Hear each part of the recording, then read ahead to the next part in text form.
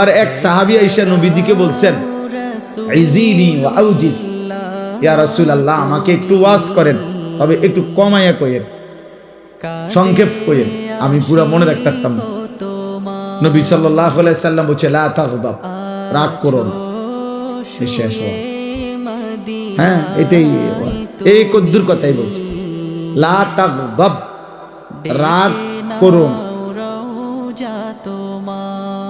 ফারাদ্দাদা মিরারান, ওই সাহাবী আবার পুনরাবৃত্তি করছে কথা, যে ইয়া রাসূলুল্লাহ আরেকটু বলেন।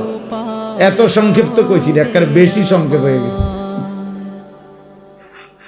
সংক্ষেপ কইয়া তো বিপদে না পড়লাম।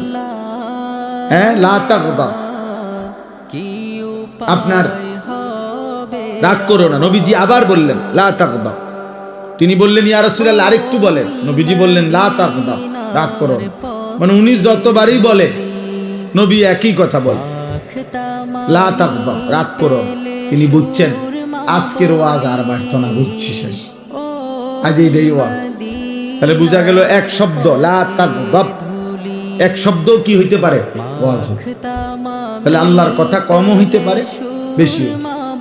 বাল্লিগু আন্নি ওয়ালাউ আয়া, নবী সাল্লাল্লাহু আলাইহি সাল্লাম বলছেন, একটি আয়াত হলেও আমার কথা যাবার থেকে তোমরা পেয়েছো, বুঝেছো, তা পৌঁছিয়ে দাও, তা বলে দাও, তা পৌঁছিয়ে দাও।